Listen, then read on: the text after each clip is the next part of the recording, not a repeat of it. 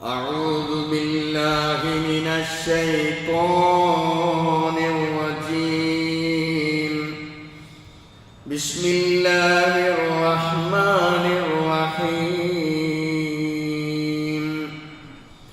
وإذا أردنا أن نهلك قرية أمرنا مترفيها ففسقوا فيها فحق عليها القول فدمرناها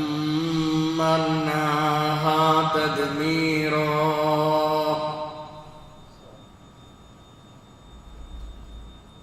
ബഹുമാന്യരായ സത്യവിശ്വാസികളെ, വിശ്വാസിനികളെ, മുഅ്മിനുകളെ, മുഅ്മിനാത്തുകളെ, അല്ലാഹുവിൻ്റെ നിയമങ്ങൾ, അവൻ്റെ വിധിവിലക്കുകൾ ജീവിതത്തിൻ്റെ ഓരോ ഘട്ടങ്ങളിലും പരമാവധി പാലിച്ചുകൊണ്ട് മുത്തഖികളായി മുഅ്മിനുകളായി ജീവിക്കണേ എന്ന് എന്നോടും എല്ലാവരോടും വസിയ്യത്ത് ചെയ്യുകയാണ്.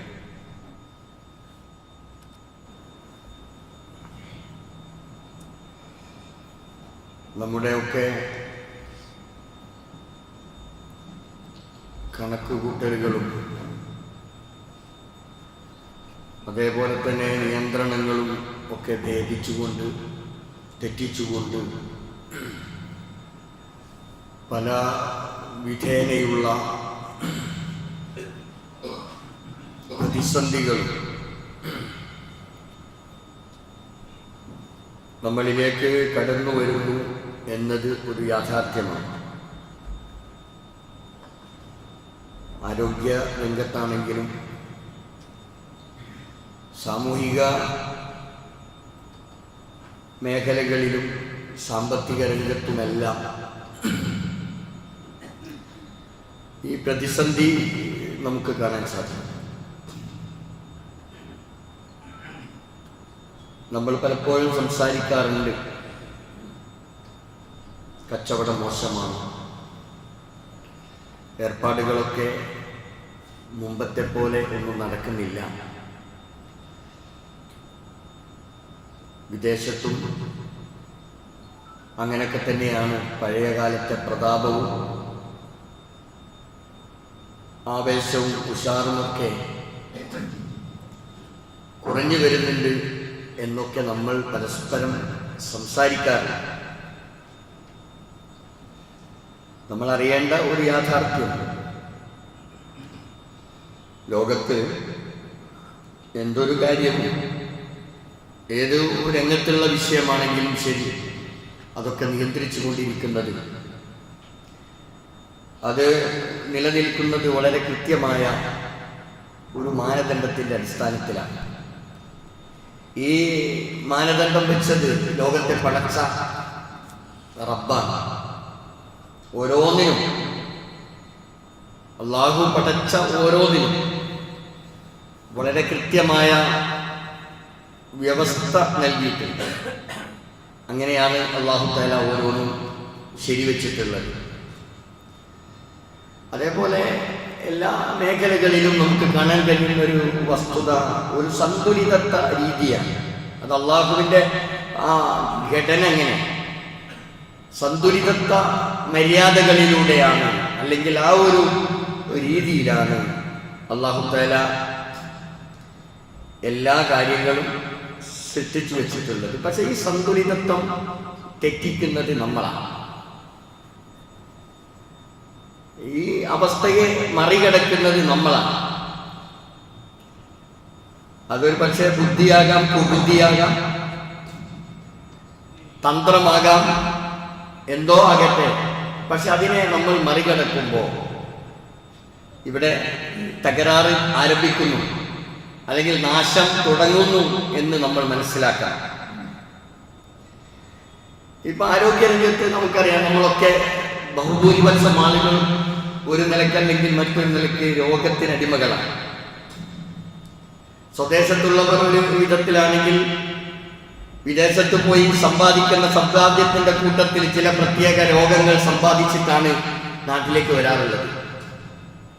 ഷുഗറും പ്രഷറും അതുപോലെ തന്നെ ക്രിയാറ്റിൻ തുടങ്ങി കൊഴുപ്പ് മുതൽക്ക് അങ്ങോട്ടല്ല എല്ലാ രംഗത്തും അങ്ങനെ വ്യത്യസ്തങ്ങളായ രോഗങ്ങൾക്ക് അടിമപ്പെട്ടിട്ടുള്ളവരാണ് മഹാഭൂരിപക്ഷം. ഷുഗർ എന്ന് പറയുന്നത് ആവശ്യമാണ്. പക്ഷെ അത് കൂടിയാലോ അത് കുറഞ്ഞാലോ അത് രണ്ടും പ്രശ്നമാണ്. താളഭംഗം സംഭവിച്ചു. കൂടാനും പാടില്ല, കുറയാനും പാടില്ല. അതാണ് സന്തുലിതത്വം എന്ന് പറയുന്നത്. ഇത് കൂടുന്നത് എന്തുകൊണ്ടാണ്? നമ്മളുടെ അനിയന്ത്രിതമായ ഇടപെടലാണ്. നിയന്ത്രണമില്ലാതെ ഭക്ഷണം ക്രമീകരിക്കാത്തത് കൊണ്ട് അത് കൂടുന്നു. ഇങ്ങനെ നമ്മളാൽ ഉണ്ടാക്കി തീർക്കുന്ന പല പ്രശ്നങ്ങളുണ്ട്. അതൊരു ഉദാഹരണം ഞാൻ സൂചിപ്പിച്ചു എന്ന് മാത്രം. നിയന്ത്രണം ഭേദിക്കുമ്പോൾ, നിയന്ത്രണത്തെ മറികടക്കുമ്പോൾ അവിടങ്ങളിലൊക്കെ തകരാറുകൾ സംഭവിക്കും. അത് ഏത് രംഗത്തും അങ്ങനെ തന്നെയാണ് എന്ന് നമ്മൾ മനസ്സിലാക്കണം. നമ്മളൊക്കെ ആഗ്രഹിക്കുന്ന, ലോകത്തെല്ലാവരും, മതമുള്ളവനും മതമില്ലാത്തവനും, ആണും പെണ്ണും എല്ലാവരും ആഗ്രഹിക്കുന്ന ഒരേ ഒരു പോയിന്റ് സമൃദ്ധിയിൽ ജീവിക്കണം, വളരെ സന്തോഷത്തോടു കൂടി ജീവിക്കണം. അവിടെ മതമില്ല, അവിടെ വിഭാഗീയതയില്ല, വർഗീയതയില്ല, ആൺപെൺ വ്യത്യാസമില്ല. എല്ലാവരും ആഗ്രഹിക്കുന്നത് ഒരേ ആഗ്രഹം, വളരെ സന്തോഷത്തോടു കൂടി ജീവിക്കണം, അഭിമാനത്തോടു കൂടി ജീവിക്കണം. എല്ലാവരും ആഗ്രഹിക്കുന്ന ഒരേ ഒരു പോയിന്റാണ്. അങ്ങനെ ആകണമെങ്കിൽ അതിന്റെ ഏറ്റവും പ്രധാനപ്പെട്ട ഘടകം എന്താ? സമ്പത്ത്, സാമ്പത്തികം വേണം. എല്ലാവരും ആഗ്രഹിക്കുന്നത് അതാ. നമ്മളൊരു അല്പസമയം നമ്മളൊന്ന് പഴയ കാലത്തേക്കൊന്ന് ചിന്തിച്ചു നോക്കാം. പുതിയ ആളുകൾക്ക് അല്ലെങ്കിൽ ഒരു 50കളിൽ 60ന്റെ ആ ആളുകൾക്ക് ഒരു പക്ഷേ അത് ഉൾക്കൊള്ളണമെന്നില്ല. അതിലും അപ്പുറം പ്രായമുള്ളവർക്ക് പഴയ കാലത്തേക്കൊന്ന് ചിന്തിച്ചു നോക്കൂ. എങ്ങനെയായിരുന്നു ആ കാലഘട്ടത്തിൽ? നമ്മളൊക്കെ കഥകൾ പറഞ്ഞു കേട്ടിട്ടുണ്ട്. നമ്മുടെ ഉപ്പൂപ്പമാര് നമ്മൾക്ക് പറഞ്ഞു തന്ന കഥകളുണ്ട്. വളരെയധികം വളരെ പരീക്ഷണങ്ങളെ അഭിമുഖീകരിച്ച് ജീവിച്ച ഒരു കാലഘട്ടം ഉണ്ടായിരുന്നു.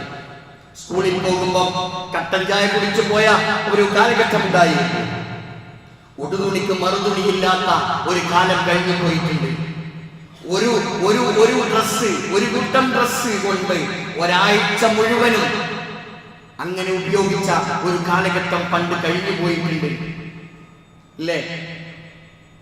അന്ന് ഇതിനേക്കാൾ കൂടുതൽ നമ്മൾ അധ്വാനിച്ചിരുന്നു എന്നതാണ്. അന്ന് നമ്മൾ വെയിൽ കൊണ്ടിരുന്നു, പാടത്തും പറമ്പത്തും നമ്മൾ പണിയെടുത്തിരുന്നു ആ കാലഘട്ടത്തിൽ. ഇന്നങ്ങനെ നമ്മൾ പണിയെടുക്കുന്നില്ല. നമ്മൾ മാറി. നമ്മൾക്ക് ഒരുപാട് നിയമത്തുകൾ കിട്ടി എന്നാണ് അതിന്റെ അർത്ഥം. അള്ളാഹു നമ്മെ ഒരുപാട് സംരക്ഷിച്ചു. നമ്മളെ ഇങ്ങോട്ട് കൊണ്ടുവന്നു. നമ്മളെ ഉത്തുംഗതയിൽ നമ്മൾ എത്തി നിൽക്കുകയാണ്. അന്ന് പുല്ലുകളും വൈക്കോലുകളും കൊണ്ടുണ്ടായ വീടുകൾ ധാരാളം ഉണ്ടായിരുന്നു. ഇന്ന് അങ്ങനെയുള്ള വീടുകൾ കാണണമെങ്കിൽ നമ്മൾ എവിടെ പോകണം? പുല്ലുകൊണ്ട് മേഞ്ഞ വീട് കാണുന്നില്ല. ഓടുമേഞ്ഞ വീടുകൾ തന്നെ തുലോം കുറവാണ്, വിരളമാണ്. ഇടയ്ക്കിടയ്ക്കൊക്കെ ഒരു തറവാടിത്തത്തിന് വേണ്ടി അല്ലെങ്കിൽ ഒരു കുടുംബ പാരമ്പര്യത്തിന് വേണ്ടി അത് നിലനിർത്തിയിട്ടുള്ള ആളുകൾ ഉണ്ടാകാം. അല്ലാത്ത ആളുകളൊക്കെ ഓടുമേഞ്ഞ വീടുകളൊക്കെ പൊളിച്ച് അതൊക്കെ മറ്റു തരത്തിലേക്ക് നമ്മൾ കൊണ്ടുവന്നു ഇല്ലേ? നമ്മൾ പുരോഗതിയിലാണ്. നമ്മൾ എത്രയോ പുരോഗതിയിലാണ്. അള്ളാഹുവിനെ നമ്മൾ മറക്കാൻ പാടില്ല. അതിന് മാത്രം അല്ലാഹു തആല നമ്മൾക്ക് നിഅമത്ത് തന്നിട്ടുണ്ട്. പക്ഷേ വിശ്വാസികൾ അറിയണം, ഈ മാറ്റം അറിയണം. വിശ്വാസികൾ എങ്ങനെ അറിയണം? ഈ മാറ്റം എനിക്ക് നൽകിയത് റബ്ബാണ്. ഒരു പക്ഷേ ഈ മാറ്റം ഇതെന്റെ ഒരു പരീക്ഷണമാകും. ഞാൻ ഭയപ്പെട്ട് ജീവിക്കണം എന്ന ഒരു തിരിച്ചറിവിലേക്ക് വിശ്വാസികൾ കടന്നു വരണം. ഈ മാറ്റങ്ങൾ നമ്മൾ ഉൾക്കൊള്ളണം എന്നാണ് ഈ പറഞ്ഞതിന്റെ അർത്ഥം. ഇത് വെറുതെ ഉണ്ടായതല്ല. എന്നാൽ ഇതോടൊപ്പം നമ്മൾ ചേർത്ത് വായിക്കേണ്ട ഒരു സംഗതി, നമ്മൾ ഈ സന്തോഷത്തിലും വളരെയധികം സന്തോഷപരമായ ജീവിതം നയിച്ചുകൊണ്ടിരിക്കുമ്പോഴും സാമ്പത്തികമായ പ്രതിസന്ധി നമ്മെ പിടിച്ചു മുറുക്കിക്കൊണ്ടിരിക്കുന്നു എന്ന വസ്തുത നമ്മൾ വിസ്മരിക്കാൻ പാടില്ല. ഇങ്ങനെയാണ് നമ്മുടെ രാജ്യത്തിന്റെ അവസ്ഥ. നമ്മുടെ രാജ്യം വിറ്റാൽ പോലും കടം തീരാൻ സാധ്യത കുറവാണ്. കോടിക്കണക്കിന് രൂപ കടമെടുത്തിട്ടാണ് നമ്മുടെ രാജ്യം ഇന്ന് മുന്നോട്ട് പോയിക്കൊണ്ടിരിക്കുന്നത്. നമ്മൾ ആ വിവരാവകാശ വിഷയങ്ങളിലേക്കൊക്കെ ഒന്ന് കടന്നു നോക്കിയാൽ നമുക്ക് മനസ്സിലാകും എത്ര ആയിരം, എത്ര ലക്ഷം കോടി നമ്മുടെ രാജ്യത്തിന് കടമുണ്ട് എന്ന് നമ്മൾ അറിയണം. ഇത് രാജ്യത്തിന്റെ കഥയാണെങ്കിൽ ഓരോ വ്യക്തികളിലേക്കും നമ്മളൊന്ന് സ്വയം നെഞ്ചത്തേക്ക് ഒരിത്തിരി നേരം കൈവിരൽ ചൂണ്ടിയിട്ട് ഓരോരുത്തരുടെയും അവസ്ഥകളെ കുറിച്ച് നമ്മളൊന്ന് ചിന്തിച്ചു നോക്കണം. എല്ലാവരും പ്രതിസന്ധിയിലാണ്. പക്ഷേ ഈ കാലങ്ങളിലെ ഈ വ്യത്യാസങ്ങളും ഈ പ്രശ്നങ്ങളും പ്രതിസന്ധികളും മനുഷ്യൻ പെട്ടെന്നത് മറന്നു. അള്ളാഹുവിന്റെ സൃഷ്ടികളിൽ ഏറ്റവും ഉദാത്ത സൃഷ്ടികൾ എന്ന് ഖുർആൻ പരിചയപ്പെടുത്തിയിട്ടുള്ള ഒരു വിഭാഗമാണല്ലോ മനുഷ്യൻ. പക്ഷെ മനുഷ്യൻ ഇത് മറന്നു പോകുന്നു എന്നതാണ്. എത്ര പെട്ടെന്നാ ഇത്തരം കാര്യങ്ങളൊക്കെ മനുഷ്യൻ മറന്നു പോകുന്നത്. അതുകൊണ്ട് തന്നെ നമ്മൾ ചിന്തിക്കേണ്ടത്, നമ്മുടെ വരുമാനം നമ്മൾ കാൽക്കുലേറ്റ് ചെയ്ത് വരുമാനത്തിനനുസരിച്ചുള്ള ചിലവ് ചെയ്യുന്ന ഒരു രീതി, അത് ഇസ്ലാമിന്റെ രീതിയാണ്. അത് ഇസ്ലാം പഠിപ്പിച്ച രീതിയാണ്. ഇസ്ലാം പഠിപ്പിച്ച രീതി പ്രത്യേകിച്ച് ഒരു മുസ്ലിം അവന്റെ ജീവിതത്തിൽ പാലിക്കേണ്ട രീതിയാണ്. ഇത് കൂട്ടിഗണിച്ച് വരുമാനത്തിനനുസരിച്ച് നാം ജീവിക്കാത്തതാണ്. വീണ്ടും ഞാൻ അടിവരയിടുന്നു, നമ്മൾക്ക് കിട്ടുന്ന വരുമാനത്തിനനുസരിച്ച് നമ്മൾ ജീവിക്കാത്തതാണ് നമ്മൾ ഓരോരുത്തരും ഇന്ന് അനുഭവിച്ചുകൊണ്ടിരിക്കുന്ന പ്രതിസന്ധിക്ക് കാരണം എന്ന് നമ്മൾ അറിയണം. ആ ഒരു തിരിച്ചറിവ് നമ്മൾ നേടണം. അതുകൊണ്ട് എന്താ സംഭവിക്കുന്നതെന്നറിയാം, നമ്മുടെ മനസ്സമാധാനം നഷ്ടപ്പെടുന്നു. നമ്മൾക്ക് ഉറക്കം കിട്ടുന്നില്ല. രാത്രി കിടന്നുറങ്ങാൻ, മര്യാദയ്ക്ക് കിടന്നുറങ്ങാൻ നമ്മൾക്ക് കഴിയുന്നില്ല. പലരും വളരെ ആശങ്കയിലാണ്, ബേജാറിലാണ്, മനസ്സമാധാനം നഷ്ടപ്പെട്ടുകൊണ്ടിരിക്കുകയാണ്. അല്ലാഹു തആല എല്ലാവരെയും ഒരുപോലെ അല്ലല്ലോ സൃഷ്ടിച്ചത്. പക്ഷെ മനുഷ്യനുണ്ട് ഒരു പ്രത്യേകതയുണ്ട്. അല്ലാഹു തആല റിസ്ക് നൽകിയാൽ ലിഇബാദിഹി, അല്ലാഹുവിന്റെ അടിമക്ക് അല്ലാഹു തആല ഭക്ഷണം നൽകിയാൽ, സൗകര്യങ്ങൾ ഏർപ്പെടുത്തി കൊടുത്താൽ അവന്റെ സ്വഭാവം മാറും. ലബഗൗ ഫിൽ അർദ്, പിന്നെ അവൻ ഭൂമിയിൽ കുഴപ്പക്കാരനാകും. പിന്നെ ഭൂമിയിൽ അവൻ അഹങ്കാരിയാകും.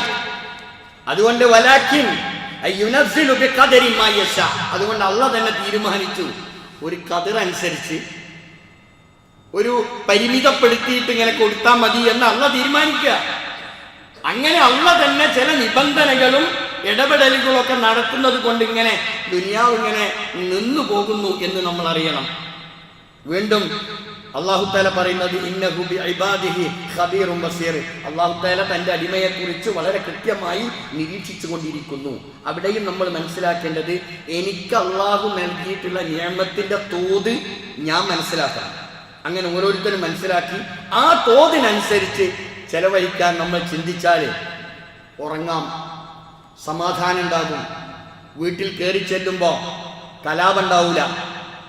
പല വീടുകളും ഇന്ന് കലാപ അന്തരീക്ഷം നിലനിൽക്കുന്നു. അതിൻ്റെയൊക്കെ അടിസ്ഥാന കാരണം സാമ്പത്തികമാണ്. ഒരു സംശയവും അക്കാര്യത്തിൽ ഇല്ലെന്ന് നമ്മൾ പറഞ്ഞാൽ അതൊട്ടും ശരിയുമല്ല. അതുകൊണ്ട് സമ്പത്ത് ചെലവഴിക്കുന്നിടത്ത് ഇസ്ലാമിന് വളരെ വ്യക്തമായ കാഴ്ചപ്പാടുണ്ട്. ആ കാഴ്ചപ്പാട് നമ്മൾ ഉൾക്കൊണ്ടാൽ പ്രശ്നം തീർന്ന്. നമ്പർ 1, ദൂർത്ത് കാണിക്കരുത്.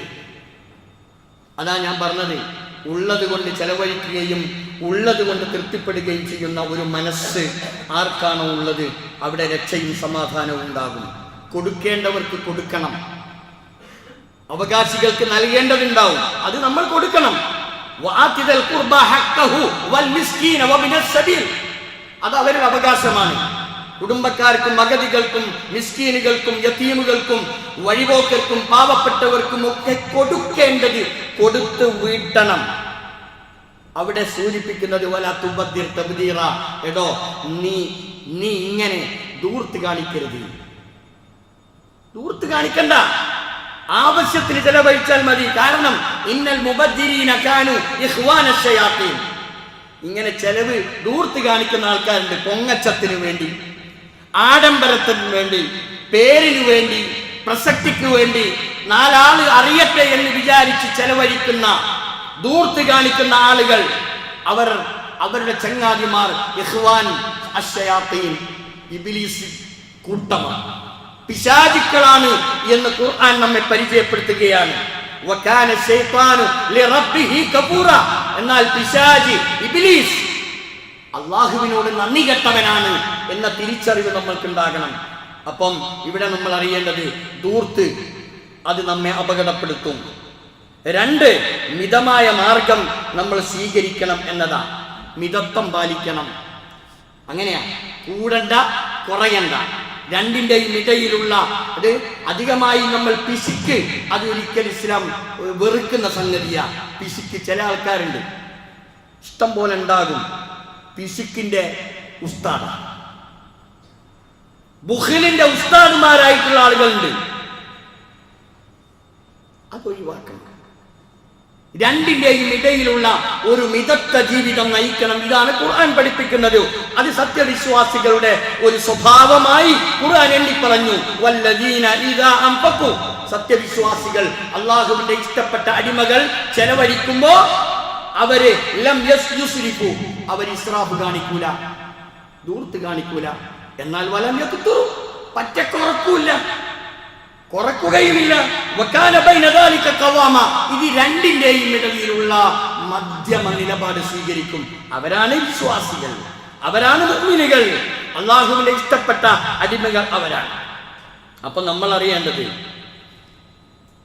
നമ്മളിലേക്ക് നമ്മൾ അറിയാതെ പകിട്ടും പ്രൗഢിയും ദൂർത്തും പൊങ്ങച്ചവും ഇബ്ലീസ് കൊണ്ടുപോയി നമ്മെ തള്ളിവിടുന്ന ഒരുപാട് സന്ദർഭങ്ങളുണ്ട്.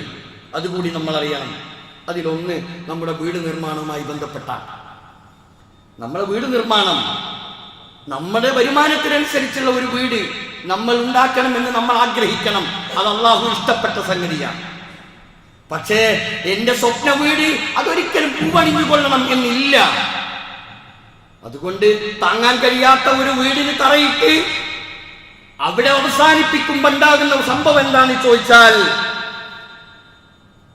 പിന്നീട് ഈ തറയുണ്ടാവില്ല, വീടും ഉണ്ടാവില്ല, സ്ഥലവും ഉണ്ടാവില്ല. അത് അതിൽ അവകാശപ്പെട്ട ചില ആളുകളുണ്ട്. നമ്മൾ എവിടെ നിന്നാണ് ഈ ബാങ്കിനെ ഉപയോഗപ്പെടുത്തിയതെങ്കിൽ അത് അവിടെ കൊണ്ട് അവസാനിപ്പിച്ചിരിക്കും, ഒരു സംശയവുമില്ല. പലിശ ഇസ്ലാം അങ്ങേയറ്റം വെറുക്കപ്പെട്ട സംഗതി എന്നതുകൊണ്ട് തന്നെ അതിന്റെ അടിസ്ഥാനം അത് നമ്മൾ ശ്രദ്ധിച്ചേ മതിയാവും. അതുകൊണ്ട് കൊക്കിലൊതുങ്ങുന്നത് നമ്മൾ കൊത്താവും. കൊക്കിലൊതുങ്ങുന്നത് കൊത്തിയാൽ പ്രശ്നം തീരും. അതുകൊണ്ട് വീട് നിർമ്മാണത്തില് വളരെയധികം നമ്മൾ ശ്രദ്ധിക്കണം. വീടെന്ന് പറയുന്നത് നമ്മുടെ ഏറ്റവും വലിയൊരു ആഗ്രഹമാണ്. വല്ലാഹു ജഅല ലക്കും മിൻ ബുയൂതിക്കും സകന. എന്തിനാ വീട്? സമാധാനമായി ഉറങ്ങണം, അല്ലേ? ആ സമാധാനത്തിന്റെ മസ്കൻ എന്ന് പേരിട്ട നമ്മുടെ വീട്, അത് നമ്മൾക്കെന്നും സമാധാനം കിട്ടണം. ആ സമാധാനത്തിന്റെ ഗേഹമാണ് വീട്. ആ വീട് നമ്മൾ ഉണ്ടാക്കണം. പക്ഷേ നമ്മൾക്ക് കൃത്യമായ അജണ്ട വെച്ചുകൊണ്ട് മാത്രമേ, നമ്മുടെ സാമ്പത്തികമായ ആ അവസ്ഥക്കനുസരിച്ചുള്ള ഒരു വീടിനെ മാത്രമേ നമ്മൾ സ്വപ്നം കാണാവൂ. 2 വാഹനമാണ്. ആളുകൾക്കൊപ്പിച്ച് വാഹനം വാങ്ങാൻ നമ്മൾ തീരുമാനിച്ചാൽ പ്രശ്നങ്ങൾ ഉണ്ടാകും, പ്രതിസന്ധികൾ ഉണ്ടാകും, ഉറക്കം നഷ്ടപ്പെടും, സമാധാനം നഷ്ടപ്പെടും. ഇപ്പം നമ്മെ മാടി വിളിക്കുകയാണ് സീറോ ഇൻട്രസ്റ്റിൽ നമ്മെ മാടി വിളിക്കുന്നു. അത് യൂസ്ഡ് ആണെങ്കിൽ ഒന്നുകൂടി അപ്പുറത്തേക്ക് ഇങ്ങോട്ടെന്തെങ്കിലും തന്നിട്ടാണെങ്കിലും നിങ്ങൾ എടുത്തുകൊണ്ട് പോയിക്കോ എന്ന് പറയുന്നിടത്തേക്ക് കാര്യങ്ങൾ നീങ്ങിക്കൊണ്ടിരിക്കുകയാണ്. എല്ലാ മേഖലകളും ഇങ്ങനെയാണ്. നമ്മെ മോഹിപ്പിക്കുകയാണ്. ഇബ്ലീസ് നമ്മെ കൊണ്ടുപോയി വലിച്ചിടുകയാണ്. അതോടുകൂടി സമാധാന അന്തരീക്ഷം പോയോ? വേണം, വേണ്ട എന്നല്ല, എല്ലാം ആവശ്യമാണ്. പക്ഷെ ഇവിടങ്ങളിലൊക്കെ നമ്മളുടെ ആ സാമ്പത്തികമായ അവസ്ഥകൾ കൃത്യമായി നമ്മൾ കണക്ക് കൂട്ടി കാൽക്കുലേറ്റ് ചെയ്തിട്ടുള്ള ഒരു ജീവിതത്തിന് നമ്മൾ തയ്യാറാകുന്നുവെങ്കിൽ പ്രശ്നമില്ല. 3 വിവാഹമാണ് ചർച്ച ചെയ്യേണ്ട ഒരു വിഷയമാണ് എന്ന് എനിക്ക് തോന്നുന്നില്ല. കാരണം എല്ലാവർക്കും അറിയാം വിവാഹരംഗത്തെ ധൂർത്തും വിവാഹരംഗത്ത് നടന്നുകൊണ്ടിരിക്കുന്ന ആഭാസങ്ങളും അനാവശ്യമായ ഭക്ഷണ സംസ്കാരവും. അങ്ങനെ തന്നെ പറയട്ടെ, അനാവശ്യമായ ഭക്ഷണ സംസ്കാരം. ഇത് ധൂർത്തന്നല്ലേ അതിന് പറയേണ്ടത്? അവിടെ നമ്മൾ ചിന്തിക്കണം, ആലോചിക്കണം. ഈ രംഗത്ത് ഞാൻ ചെലവഴിക്കുന്ന ഈ സമ്പത്ത് അനാവശ്യ മാർഗത്തിലാകണോ? ആകണ്ടേ? ഞാനും നിങ്ങളും എല്ലാവരും കൂട്ടമായി ചിന്തിച്ചാൽ ഈ രംഗത്ത് നമ്മൾക്ക് മാറ്റമുണ്ടാക്കാൻ കഴിയും. അപ്പൊ ഈ ഭക്ഷണം കൊടുക്കണം. വലീമത്ത് അത് ഇസ്ലാം പറഞ്ഞതാണ്. വിവാഹത്തിന് വലീമത്ത് കൊടുക്കണം, ഭക്ഷണം കൊടുക്കണം. പക്ഷേ അനിവാര്യമായി നൽകേണ്ടതിന് പകരം നമ്മൾ അനാവശ്യമായി കൊടുക്കുന്നിടത്തോ ചെലവഴിക്കുന്നിടത്തോ നമ്മൾ എത്തിപ്പോകരുത്. ഇത് ഒരാഴ്ച കൊണ്ട് അവസാനിപ്പിക്കുക, 10 ദിവസങ്ങൾ കൊണ്ടൊക്കെ കല്യാണം അവസാനിപ്പിക്കുന്നിടത്തേക്കാളുള്ളത് ഒരു ദിവസം കൊണ്ട് തീർക്കേണ്ടത് ഒരാഴ്ചയും 10 ദിവസവും ഒക്കെ കല്യാണങ്ങൾ, വ്യത്യസ്ത പേരുകളിട്ട് ആഭാസകരമായ കല്യാണങ്ങൾ നമ്മുടെ നാട്ടിൽ ഞാനും നിങ്ങളും അനുഭവിച്ചു കൊണ്ടിരിക്കുന്നു. ഇത് നമ്മളല്ലേ ഇതിന് കാരണക്കാർ? നമ്മൾ ആരോട് പറയും? എങ്ങനെയാണ് നമ്മൾക്ക് അള്ളാഹുവിൻ്റെ സംരക്ഷണം ഉണ്ടാവുക? എങ്ങനെയാണ് അള്ളാഹുവിൻ്റെ ബർക്കത്ത് ഉണ്ടാവുക? നമ്മൾ അറിയണം. നമ്മൾ ചിന്തിച്ചാൽ ഇതിനൊക്കെ നമ്മൾക്ക് മാറ്റങ്ങൾ ഉണ്ടാക്കാൻ കഴിയും. അതേപോലെ തന്നെ നമ്മൾ ശ്രദ്ധിക്കേണ്ട ഒരു ഫാഷൻ യുഗത്തിലാണ് നമ്മൾ ജീവിക്കുന്നത്. ഫാഷൻ യുഗത്തിലാണ് നമ്മൾ. അനുകരണ സ്വഭാവം കൂടുതലാണ്. സോഷ്യൽ മീഡിയ നമ്മെ കൊണ്ടുപോയി പഠിപ്പിക്കുന്ന പല അനുകരണീയമായ രീതികളുണ്ട്, അല്ലേ? നമ്മൾ ഏത് വിഷയത്തിലും വസ്ത്രധാരണ രംഗത്ത് അത് നമ്മളെ മക്കളെ നമ്മൾ നരകം കൊണ്ട് പൊതിയുന്ന സാഹചര്യം ഓരോ രക്ഷിതാക്കളും ചെയ്തുകൊണ്ടിരിക്കുകയാണ്. നമ്മളടക്കം ചിന്തിക്കേണ്ട ഒരു വിഷയം അത്. എന്തിനാണ് ഇസ്ലാം വെറുക്കുന്ന അനാവശ്യമായ ഈ രീതിയിലുള്ള വസ്ത്ര സംസ്കാരം എന്തിനാണ് നമ്മൾ സ്വീകരിക്കുന്നത്? എന്തിനാണ് നമ്മൾ സിനിമാ നടികളെയും അതുപോലെ തന്നെ മറ്റുള്ള കലാകാരന്മാരെയും ഒക്കെ നമ്മൾ എന്തിനാ അനുകരിക്കുന്നത്? അവരുടെ ഫാഷനാണോ നമ്മുടെ ഫാഷൻ? അവരെ ധരിക്കുന്നത് പോലെ നമ്മൾ ധരിക്കണോ? ഹെയർ സ്റ്റൈൽ, എന്തിനാണ് നമ്മൾ അത്തരത്തിലുള്ള ഹെയർ സ്റ്റൈലുകൾ സ്വീകരിക്കുന്നത്? നമ്മൾ എന്തിനാ കുട്ടികളെ കൊണ്ടുപോയി റസൂലുള്ളാഹി സ്വല്ലല്ലാഹു അലൈഹി വസല്ലം വിരോധിച്ച ഒരു രീതി ഉണ്ടല്ലോ, അതെന്താ രീതി? നമ്മളെ കുട്ടികളെ കണ്ടാൽ ഇന്ന് മുടി വെട്ടുന്നത് എങ്ങനെയാ? ആ ഭാഗത്തുനിന്ന് കുറച്ചെടുക്കും, ഈ ഭാഗത്തുനിന്ന് കുറച്ചെടുക്കും, മുകളിലെ ഭാഗം വലിയൊരു കുടുംബ വെച്ചിട്ട് ഇങ്ങനെ കൊണ്ട് നടക്കുന്നിട്ട് ഒരു കാണിക്ക വെച്ച് ഇങ്ങനെ കൊണ്ട് നടക്കുക. ആരാ ഇതിന്റെ കാരണക്കാരൻ? രക്ഷിതാക്കൾ. റസൂലുള്ളാഹി പറഞ്ഞു, റസൂലുള്ളാഹി സ്വല്ലല്ലാഹു അലൈഹി വസല്ലം സബിയൻ, റസൂലുള്ളാഹി ഒരു കുട്ടിയെ കണ്ടു. ചില ഭാഗത്തുനിന്ന് മുടി എടുത്തിട്ടുണ്ട്, ഇങ്ങനെ ചുരണ്ടുക, ഒരു ഭാഗത്ത് ഇങ്ങനെ ചുരണ്ടുക, എന്നിട്ട് മറ്റേ ഭാഗത്തും ഇങ്ങനെ ചുരണ്ടുക. അപ്പുറത്ത് കുറച്ച് ഒഴിവാക്കുക, ഇപ്പുറത്ത് കുറച്ച് നിർത്തുക. റസൂലുള്ളാഹി വിരോധിച്ചു, ഹറാം. റസൂലുള്ളാഹി പറഞ്ഞു ഹറാം, അങ്ങനെ ചെയ്യരുത്. എന്നിട്ട് റസൂലുള്ളാഹി പറഞ്ഞു ആ മുടി മുഴുവനായിട്ട് എടുത്തു കളയണം. ഇല്ലാതെ നിൽക്കട്ടെ, ഒന്നുകിൽ മുഴുവനായി നിൽക്കട്ടെ, അല്ലെങ്കിൽ അങ്ങനെയുള്ളത് എടുത്തൊഴിവാക്കണം എന്ന് റസൂലുള്ളാഹി. അപ്പൊ ഈ കുടുംബ വെക്കുക, ഇതൊക്കെ നമ്മളിത് പറയുമ്പോൾ ഒരു തമാശ. നമ്മളൊരു ഹറാമാണ് ചെയ്യുന്നത്. അങ്ങനെയുള്ള മുടിയും തലയുമായി ഒരു വീട്ടില് നമ്മൾക്ക് എങ്ങനെയാണ് അള്ളാഹുവിന്റെ ബർക്കത്ത് ഉണ്ടാകുക? പിന്നെ നമ്മളിങ്ങനെ നെഞ്ചത്തടിച്ച് കരഞ്ഞിട്ട് കാര്യമുണ്ടോ? എൻ്റെ പ്രശ്നം തീരുന്നില്ല, ഞാൻ പരീക്ഷിക്കപ്പെടുകയാണ്, എൻ്റെ എല്ലാ വിഷയവും, എനിക്കൊരു വീടുണ്ടാകുന്നില്ല, അതില്ല ഇതില്ല എന്നൊക്കെ പറഞ്ഞ് നമ്മൾ എന്തിനാണ് ഇങ്ങനെ വേവലാതിയുമായി നടക്കുന്നത്? ഇവിടെയാണ് നമ്മൾ ചിന്തിക്കേണ്ടത്. അള്ളാഹുവിന്റെ പ്രവാചകൻ പറഞ്ഞെടുത്ത് നിന്നാൽ പ്രശ്നങ്ങൾക്ക് മുഴുവൻ പരിഹാരം ഉണ്ടാകും, എല്ലാ രംഗത്തും പരിഹാരമുണ്ടാകും. അങ്ങനെ മുച്ചൂടും ഒരു മാറ്റത്തിന് നമ്മൾ തയ്യാറാകണം. പരിശുദ്ധ ഇസ്ലാമിന്റെ നിയമങ്ങൾ അതെല്ലാ കാലഘട്ടത്തിലേക്കും പറ്റിയ നിയമങ്ങളാണ്. അത് ഉൾക്കൊണ്ട് ജീവിക്കുന്ന നല്ലവരായി നമ്മൾ വളരണം. നല്ല രീതിയിൽ നമ്മുടെ കുട്ടികളെ നമ്മൾ വളർത്തണം. നല്ല വിദ്യാഭ്യാസം നമ്മുടെ കുട്ടികൾക്ക് കൊടുക്കണം. നല്ല വസ്ത്ര സംസ്കാരം കുട്ടികളെ പഠിപ്പിക്കണം. അങ്ങനെ ആണിനെയും പെണ്ണിനെയും ആ രീതിയിൽ നമ്മൾ വളർത്തിക്കൊണ്ടുവന്നാൽ ഒരു പ്രശ്നവും എവിടെ ഉണ്ടാകൂല. അള്ളാഹു നമ്മെ അനുഗ്രഹിക്കുമാറാവട്ടെ.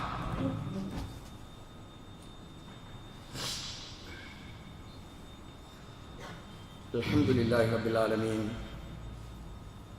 വസല്ലല്ലാഹു അലൻ നബിയിൽ കരീം വഅലാ ആലിഹി വസഹ്ബിഹി അജ്മഈൻ ഇത്തഖുല്ലാഹ സാനിയം ബിത്തഖ്വല്ലാഹ്. പ്രിയപ്പെട്ട സഹോദരങ്ങളെ, അള്ളാഹുവിനെ സൂക്ഷിച്ച് ജീവിക്കണേ എന്നൊരിക്കൽ കൂടി വസിയ്യത്ത് ചെയ്യുകയാണ്, ഉപദേശിക്കുകയാണ്. ഖാല റസൂലുള്ളാഹി സ്വല്ലല്ലാഹു അലൈഹി വസല്ലം, റസൂലുള്ളാഹി സ്വല്ലല്ലാഹു അലൈഹി വസല്ലം പറഞ്ഞു, ലാ തസൂലു ഖദമ അബ്ദിൻ യൗമൽ ഖിയാമത്തി, അന്ത്യദിനത്തിൽ ഒരടിമയും ഒരു കാലടി മുന്നോട്ട് വെക്കുകയില്ല, ഹത്താ യുസ്അല, അവന് ചില ചോദ്യങ്ങൾ ചോദിക്കപ്പെട്ടിട്ടല്ലാതെ. മരിക്കും, ഉയർത്തെഴുന്നേൽപ്പുണ്ടാകും, വിചാരണയുണ്ടാകും. എന്നിട്ട് റസൂലുള്ള പറയാണ്, ഒരടിമയും ഒരു കാലടി മുന്നോട്ട് വെക്കൂല, ചില കാര്യങ്ങൾ ചോദിച്ചിട്ടല്ലാതെ. ഒന്ന്, നമ്പർ 1, അൻ ഉംരിഹി ഫീമ അഫ്നാഹു. നമ്മൾക്കൊക്കെ വയസ്സ് എത്രയായി നമ്മളറിയുന്നില്ല, ഇങ്ങനെ പോവുക, ഓരോ വയസ്സും കൂടുക, അതിങ്ങനെ കൂടി കൂടി കൂടി വരിക അല്ലേ. നമ്മളൊന്നും ചിന്തിക്കുന്നില്ല തൻ്റെ വയസ്സിനെ കുറിച്ച്, നമ്മൾ ആരും ആലോചിക്കുന്നില്ല. എന്നാൽ നാളെ ചോദ്യമുണ്ട്, എങ്ങനെ ചെലവഴിച്ചു? 10-60 കൊല്ലം നീ ജീവിച്ചല്ലോ, നീ ഭൂമിയിൽ ജീവിക്കാൻ നിനക്ക് അവസരം നൽകിയല്ലോ, ഫീമ അഫ്ന, എങ്ങനെയാണ് നീ ചെലവഴിച്ചത്? വഅൻ ഇൽമിഹി ഫീമ ഫഅല, നിനക്ക് കുറച്ച് അറിവുകളൊക്കെ നൽകിയിരുന്നു അല്ലേ. നിന്റെ അറിവുകൾ, നിന്റെ പാണ്ഡിത്യം, നീ മനസ്സിലാക്കിയ കാര്യങ്ങൾ, നീ എങ്ങനെയാണ് അതൊക്കെ ചെലവഴിച്ചത്? വഅൻ മാലിഹി, സമ്പത്ത്, സമ്പത്തിനെ കുറിച്ച് ചോദ്യമുണ്ട്. മിൻ ഐന ഇക്തസബഹു, നീ എങ്ങനെയാണോ സമ്പത്ത് ഉണ്ടാക്കിയത്? വഫീമ അൻഫഖഹു, നീ എങ്ങനെയാണ് ഇതൊക്കെ ചെലവഴിച്ചത്? ആർക്കൊക്കെ കൊടുത്ത്, കൊടുക്കേണ്ടവർക്ക് കൊടുത്തോ, സദക്ക ചെയ്തോ, പോക്കറ്റിൽ കനം കൂട്ടിയോ, ബാങ്ക് ബാലൻസ് അതിങ്ങനെ കൂടട്ടെ എന്ന് വിചാരിച്ചിട്ട് കൊടുക്കേണ്ടവർക്ക് കൊടുക്കാതെ കെട്ടിപ്പൂട്ടി വെച്ചോ, സക്കാത്ത് കൊടുത്തോ? ഇതൊക്കെ വളരെ കിറുകിറുത്യമായി ചോദ്യമുണ്ട്. അത് ചോദിക്കാതെ മുന്നോട്ട് പോകാൻ കഴിയില്ല. വഅൻ ജിസ്മിഹി ഫീമാ ബിലാഗു, മൊത്തത്തിൽ തന്നോട് ചോദിക്കുന്ന ചോദ്യം, നീ എങ്ങനെയാണ് നിന്റെ കാര്യങ്ങളൊക്കെ ഈ കാലയളവിൽ നീ ചെലവഴിച്ചത് അല്ലേ. വളരെ പ്രസക്തമായ ഒരു വർത്തമാനമാണ് മുഹമ്മദ് റസൂലുള്ളാഹി നമ്മെ ബോധ്യപ്പെടുത്തിയിട്ടുള്ളത്. നാളെ അള്ളാഹുവിൻ്റെ കോടതിയിൽ ഹാജരാക്കപ്പെടുമ്പോൾ ഹിസാബ്, വിചാരണയുണ്ട്. ആ വിചാരണ ലളിതമാകണം, സന്തോഷഭരിതമാകണം. ഇത്തരം കാര്യങ്ങൾ നമ്മൾ ശ്രദ്ധിച്ചാൽ നമുക്ക് അള്ളാഹു നൽകിയ നിഅമത്തുകളെക്കുറിച്ച്, അനുഗ്രഹങ്ങളെക്കുറിച്ച് നമ്മൾക്ക് എന്താണെന്നറിയോ, നിഅമത്ത് ഇങ്ങനെ കിട്ടുന്നെന്ന് തോന്നിക്കഴിഞ്ഞാൽ ഉഷാറ് കൂടിക്കൂടി വരും. ഇത് കൂടിയിട്ട് നമ്മൾ എവിടേക്കാ പോകേണ്ടതെന്ന് ഓർമ്മയില്ല. ജമാഅത്തിന് വരുന്നവന് ജമാഅത്തിന് വരാണ്ടാവും, കുടുംബം സന്ദർശിക്കുന്നവൻ കുടുംബത്തിൽ സന്ദർശിക്കാതെ വരും, കൊടുത്തുകൊണ്ടിരിക്കുന്നവന് കൊടുക്കാതിരിക്കും. ആളുകളെ എന്ത് ചെയ്യാ, ഒന്നും മൈൻഡ് ചെയ്യാൻ പറ്റാത്തൊരവസ്ഥയിലേക്ക് മാറി വരും. ഇതാണ് അഹങ്കാരം എന്ന് പച്ച മലയാളത്തിൽ പറയാം. അവർക്ക് രക്ഷയില്ല എന്നാ പറഞ്ഞത്. അവർക്ക് രക്ഷയില്ലെന്ന് മാത്രമല്ല, അവർക്ക് നാശമാണ് വരിക. അതുകൊണ്ട് ശ്രദ്ധിക്കുക, മനസ്സിലാക്കുക, ഉൾക്കൊള്ളുക. അള്ളാഹു നമ്മെ അനുഗ്രഹിക്കുമാറാവട്ടെ. സത്യം മനസ്സിലാക്കി ജീവിക്കുന്ന മുഅ്മിനുകളിൽ അള്ളാഹു നമ്മെ എല്ലാവരെയും ഉൾപ്പെടുത്തി അനുഗ്രഹിക്കുമാറാവട്ടെ. പല വിധത്തിലുള്ള തെറ്റുകളും കുറ്റങ്ങളും പോരായ്മകളും റബ്ബേ ഞങ്ങളുടെ ഭാഗത്ത് വന്നു പോയിട്ടുണ്ട്. അറിവില്ലായ്മ കൊണ്ട് സംഭവിച്ചതാണ് റബ്ബേ. അതുകൊണ്ട് റബ്ബേ ഞങ്ങൾക്ക് പുറത്തു തരണേ. പരമാവധി ഞങ്ങൾക്കൊക്കെ ധർമ്മം ചെയ്യാൻ, ദാനം ചെയ്യാൻ, നന്മകൾ ചെയ്യാൻ, നല്ല നല്ല കർമ്മങ്ങളൊക്കെ ചെയ്യാനുള്ള തൗഫീഖും ആഫിയത്തും ഞങ്ങൾക്ക് നൽകി അനുഗ്രഹിക്കണേ അല്ലാഹ്. ഒരുപാട് ആളുകൾ രോഗികളായി കിടക്കുന്നവരുണ്ട് റബ്ബേ.